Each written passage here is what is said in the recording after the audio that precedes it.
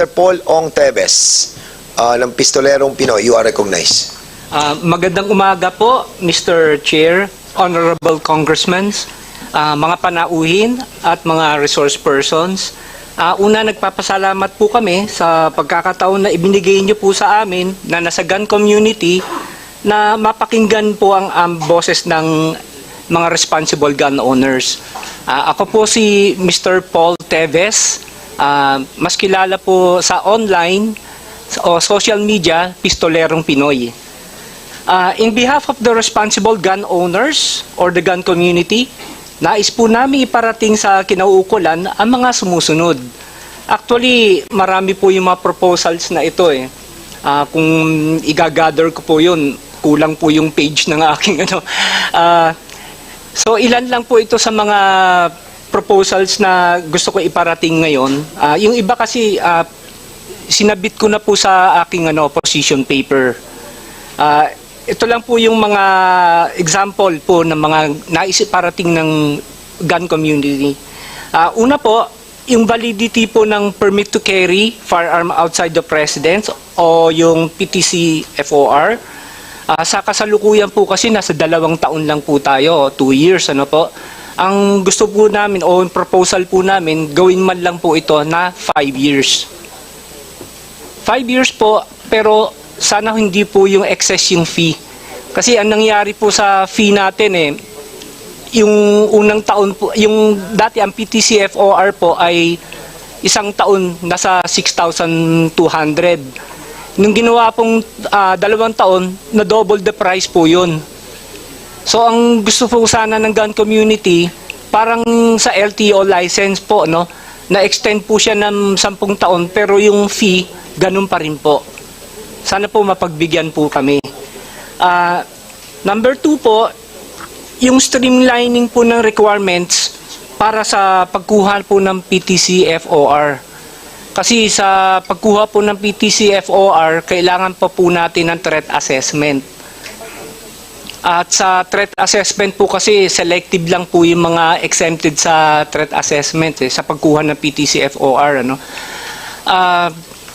Sa tingin po ng gun community, lahat naman po tayo ay may threat. Hindi lang po sa bahay. Paglabas po natin, hindi po natin alam kung ano po yung pwede mangyari sa atin. Pwede po tayong maging biktima ng crime o mga, alam niyo na po, mga masasamang loob. Sana po, prayers po namin, tanggalin na lang po sana yung threat assessment. And ito, last na po ito. Yung issuance po ng permit to transport ng 5.56 rifles o 7.62. Sa ngayon po kasi ang nai-issuehan lang ng permit to transport ay mga pistols, revolvers. Sana po mapagbigyan po tayo. Bakit po kailangan natin ng permit to transport ng mga rifles? Kasi po para po makapag-practice po kami sa range. And hindi po natin masasabi, wag naman po sana mangyari, no? When pagka magkagulo po rito, kami pong mga legal gun owners ay pwede pong maging force multipliers. Kaya po, paano po kami magiging force multipliers kung yung mga rifles po namin ay nakatambay lang po sa bahay o nagiging paperweight lang po, nakadisplay lang po nasa gun cabinet? Sana po mga sir, bigyan po ninyo kaming ng pagkakataon na mailabas po namin ang aming mga rifles upang makapag-practice po kami. Huwag po kayo mag-alala, kami pong mga responsible gun owners ay dumaan po sa mga requirements po ninyo, neuropsych, drug test. Sumunod po kami sa lahat ng mga requirements, patakaran po ng kinauukulan upang makakuha po kami ng LTAP. Sana po it's about time na pagkatiwalaan niyo naman po ang mga responsible gun owners. Huwag niyo po kami pagdudahan o hindi po kami yung kalaban. Sabi nga po nila Ma'am Gina, pare-pareho po tayong galit sa mga loose firearm. Sila po yung nagkokos ng crime, hindi po kami. Mr. At Chair. kung meron man po na meron po man mga responsible gun owners na gumawa ng crime, I think it's about less than 0.1% lang po yun, ayon po sa statistics. Muli po, nagpapasalamat po kami, mga legal gun owners na sa gun community, sa pagkakataon na binigay po niyo sa amin. Mr. Chair. Okay, Congressman, are you done with your, are you done, ano? Apo. Sige, Congressman Busita, please. Mr. Chair, gusto ko lang i-clarify kay Mr. Ong Tebes. Ano po ang basis ninyo para sabihin ninyo lahat tayo may threat? Kung nababalitaan naman po natin sa mga balita, sa mga newspapers, sa mga TV, may mga naho-hold up po, yung mga ganun, nabibiktima po ng crime. So, Mr. Opo. Chair, is Mr. Ong saying na even ordinary employee dito may threat? Ganun po ba? Gusto ko lang malinawan po. Kasi medyo nakakatakot yung ano nyo po para sa mga ordinary individuals na lahat pala may threat. Yeah, what I'm saying is meron po tayong potential na maging victim po ng mga crime, mga street crimes po. So, insisting po kayo na lahat may threat? Lahat? Ibig sabihin pong lahat, 100% ng Pilipino may threat? Yun po ba ang gusto niyo sabihin, Mr. Tebes? Pwede po yun. Opo. Hindi po yung pwede. Ang gusto ko pong i-clarify sa'yo, pag sinabi po ninyong lahat, 100%, kahit yung mga bata na inosente. Ay, hindi naman po. Hindi naman po. So, I stand corrected po, Your Honor. paki-correct po ninyo kasi hindi po tama yon na parang Opo. sobrang gulo na sa Pilipinas. Ay, hindi naman po. Hindi po yung ibig kong sabihin, Your Honor. Pwede po ba, Mr. Chair, na ma-strike out yung kanya statement Yes na po, lahat opo. may threat? Right, so there's a motion to strike out that, Thank you that- po, that Congressman portion of your Busita. Thank you po. position. Mr. Chair, Yes, Congressman Ako, please. point of order. I think the resource person is willing to withdraw from his former statement. So there's no need for us to come up with a motion to strike out the statement. Opo, of opo. the I stand gentleman. corrected po. Sorry po. Okay, so we'll be striking that out. The COMSEC is hereby directed to strike that portion of his statement. Are you satisfied, Congressman Busita? Please. Yes, thank you, Mr. Kinorek ko lang, Mr. Chair, kasi Opo. yung ating pong mga kababayan, medyo naalarma pagka may mga information na hindi naman tama. Ang dami na nga fake news, dadagdagan pa natin. Maraming salamat po, Mr. I Chair. agree with that. We have to be careful with our statement. No? Sorry po, Your Honor. Yeah, no, we understand. But especially now that yung social media ay napaka-bumilis pumikap ng mga statements that are being delivered on every committee on the House of Representatives. So let us be careful. Any other members who wanted to... okay, Chairman Akop, now you are recognized. Thank you, Mr. Chair. May I know from the resource persons, the manufacturers, the shooters association, is owning a firearm a right or a privilege? Anybody from the... Pinag-usapan kasi natin ngayong Yes. araw na ito, yung gusto niyo na magkaroon ng firearm, bawat Pilipino na gustong magkaroon ng firearm. Now, let's start sa general principle. Is owning a firearm a right or a privilege? May I ask from the private sector first? Who want to answer the query of Congressman Akop? So, Ma'am Gina Angangco, you are recognized. Please answer the query of Congressman Akop, please. Mr. Chair, Congressman Akop, it is a right of every citizen to protect themselves, No, I'm not asking that regardless question. of I'm what we asking use the legally. question whether ownership of a gun is a right or a privilege. Well, since we Your have right to defend that is in ourselves the Constitution. with whatever legal Kindly answer my unit, question then directly, we yes or believe no? it is a right. Wait, Ma'am. Please, when the members of this committee is speaking, don't interrupt. I'm Please sorry, wait sir. for I will the, follow the protocol. Yes, please wait for the members to finish first, and then you can reply. Go ahead, Congressman Ako, please. Is ownership of a gun a right or a privilege? Yes, Mr. Congressman, we believe Yes. No it more. is Yeah. a right. It's okay. Yes. How about you, If Mr. we're Reyes? qualified. It's a right. The open mic. Open mic, Mr. Reyes, please. Very specific yung tanong ko, ownership of a gun. Yes, It's a right? it's a right. Like, Okay. It's almost like owning a car. It's a right to own a Okay. car. Yeah. Kayo po, Madam. Comelec. Attorney James or Attorney Bautista? You can reply to the query. Please answer. In my opinion po, Your Honors, it is a privilege to own a firearm. Thank you. Kayo po.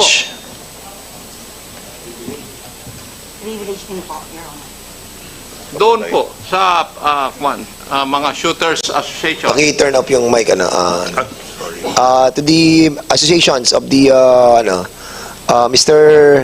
Attorney Gutierrez, you are raising your hand, please.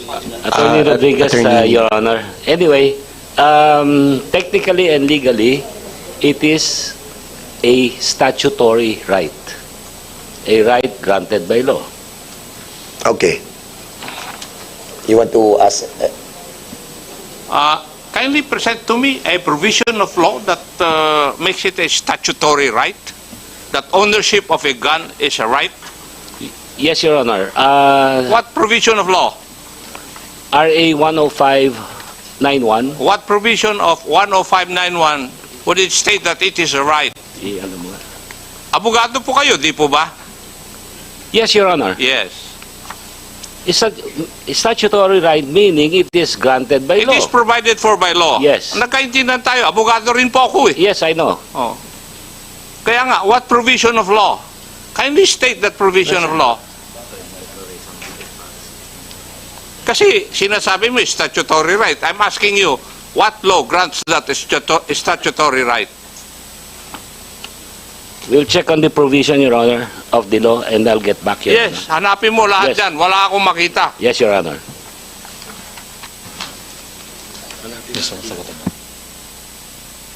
Members of the PNP, you want to reply to the query of Congressman Ako, please? Simple lang naman tanong eh. Sige na po. You want to answer? Mr. Sige, Chair, go ahead. Please Mr. state Chair. your name. Attorney Castillo from DND, from DND. From DND. Go The ahead. right to own firearms under the law is only a privilege, right, Mr. Chair? The rights that are mandated are those the right enshrined in our Constitution. But the right to own firearms is merely a privilege, Mr. Chair. Thank you. PNP, please. Sir, it is a privilege. We have a Supreme Court ruling to that effect, sir.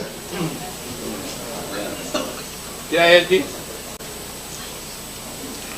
Asek Racho, please. Mr. Chair, it is a privilege, sir. All right.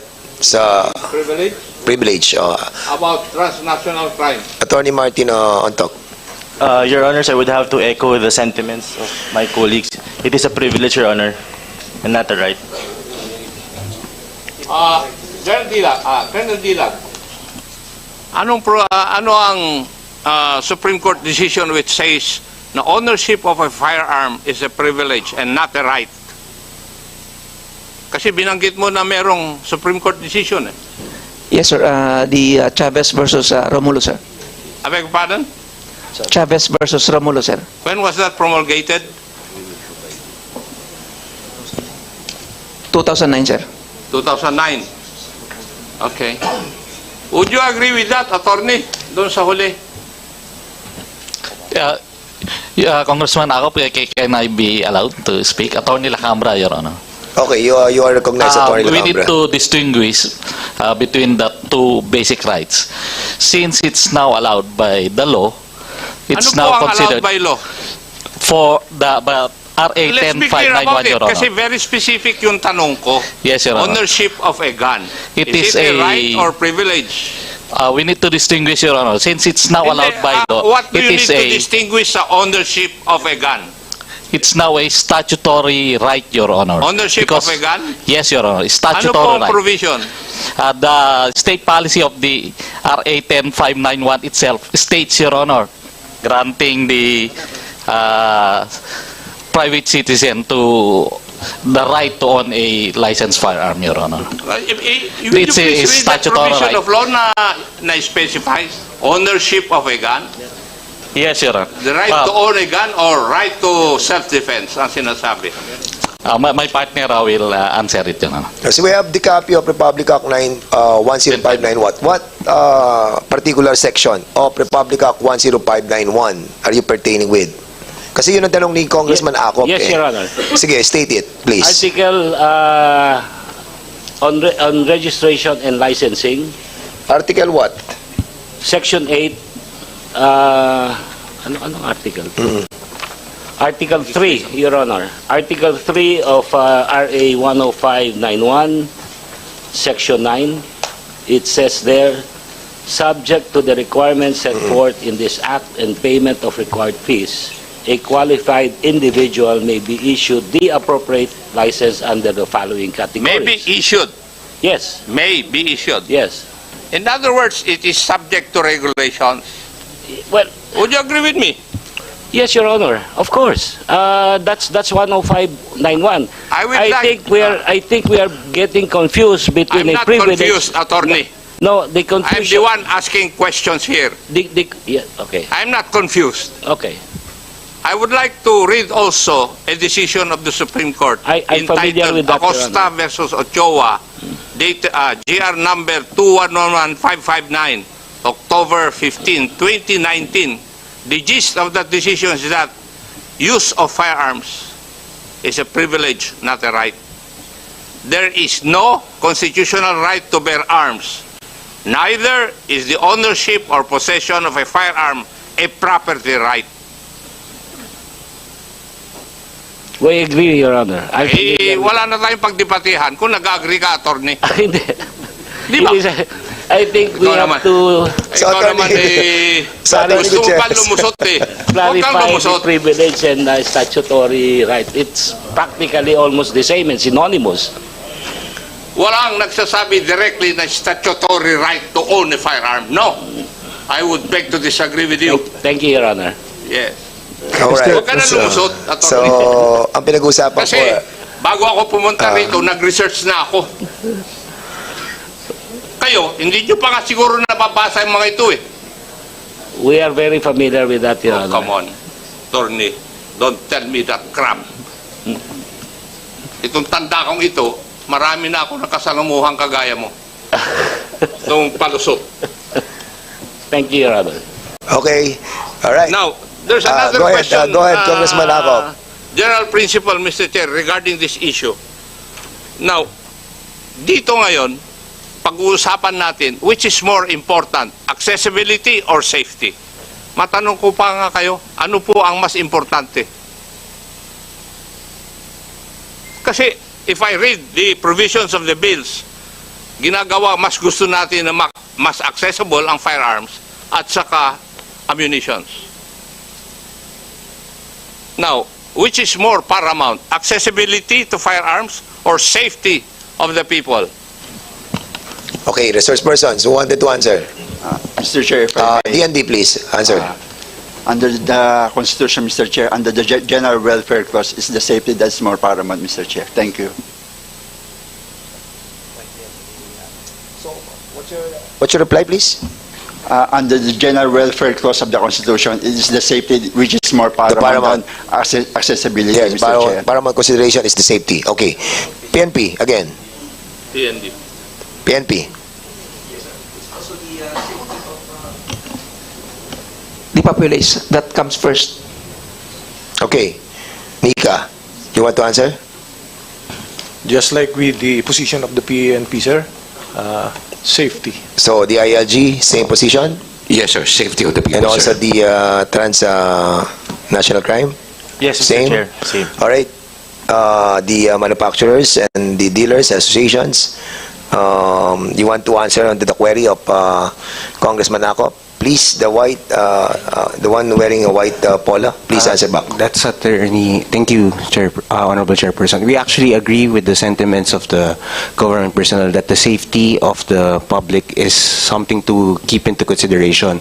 Although we would also like to submit that the accessibility and also the safety does not necessarily contradict each other, that there could be a picking of certain provisions which may be both beneficial to both the safety of the general welfare of the public as well as also making it accessible to some licensed individuals, because as we know, and as also pointed out by the Representative Akop, and correctly so, that the ownership of firearms, it is actually a privilege.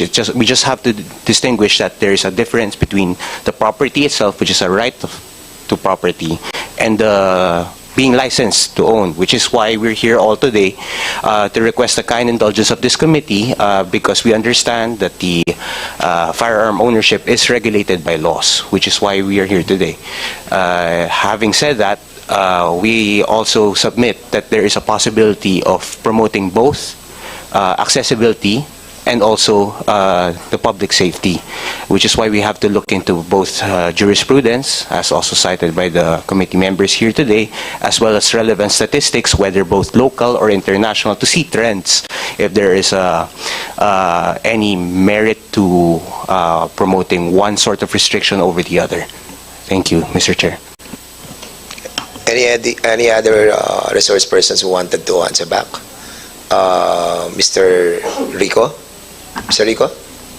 Yes, thank you for recognizing this input, Honorable Fernandez. So for our feedback, this comes from our experience of owning firearms for many years now. Of course, we all want safety, and our firearms laws here in the Philippines at present are actually doing a very good job at keeping the public safe. However, I believe that there is somewhat of a false dichotomy here between having to choose between safety and accessibility, because the reality here is that we can have both. We can have both. We can have very safe firearms laws and at the same time improve the efficiency to help lawful gun owners. And the reason why this is important is because the more we restrict firearms ownership, the more loose firearms proliferate. It is very easy for criminals to acquire firearms illegally. And if we make it very difficult for people to own firearms, it will only mean that criminals will have a bigger disadvantage over us, and the more likely that firearms being sold in the black market will proliferate, because legal firearms are very difficult to acquire. So I think that we can accomplish both by working together. Thank you. Okay, thank you so much. Actually, mag-12 na, and we have another schedule. And probably, if Chairman Akop is already done. You're not yet done. Sige, go ahead. I might be a member of the technical working group. Gusto kong malaman na kung ano kaisipan nila eh. Alright. Bago kuhan. So you want to this other resource person to answer as well? Sinasabi po nila, the right to own a firearm is associated with the right to self-defense. Ganon yung mga statement na naririnig ko po sa inyo eh. Di po ba? Would you agree with that? Who wants to answer? From the... Kayo, gusto nyo magkaroon ng firearms for self-defense. Di po ba? Yun naman ang katotohanan eh. Bakit po di natin aminin? Sige nga. Eh bakit kayo tahimik ngayon? Advocates. Attorney, go ahead. If I may, yes, Representative Akop, that is mentioned in Section 2 of 10591, sir. If you read Section 2 of RA 10591, Declaration of State Policy, the state recognizes that the right to self-defense is provided as a justifying circumstance under the revised penal code. However, this right to self-defense, it is to be done through the use of firearms, is granted only to qualified, underscored, qualified citizens. And therefore, there's a need for regulation. Would you agree with that also? Attorney, go ahead. Yes, Representative Acop, yes, there's a need for regulation, which is why we are here today to propose what possible means of regulation may be, because even if it were a loosening or restricting, either or would still be regulation. And assuming for the sake of argument that the right to possess firearms was considered a property right, it is doctrine also that property rights are always subject to the state police power. Would you agree with that also? Yes, your And representative. therefore, regulations have to be made. Yes, as long as it is reasonable, Your Honor, and following the proper standards of the strict scrutiny test, intermediate scrutiny test, or rational basis, as the case may be, sir. Now,